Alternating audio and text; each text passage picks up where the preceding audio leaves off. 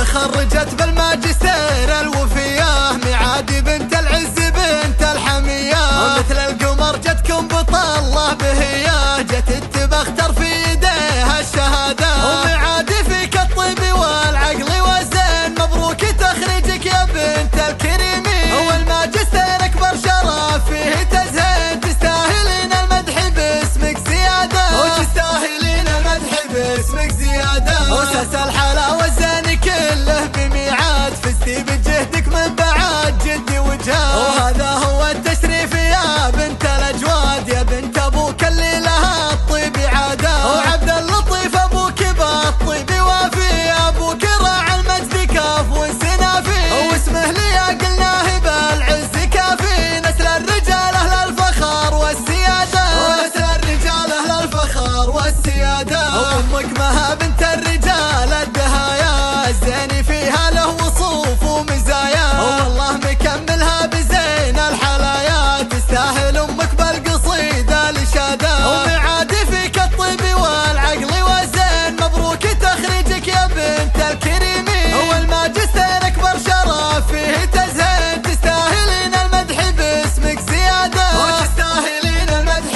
باسمك زياده.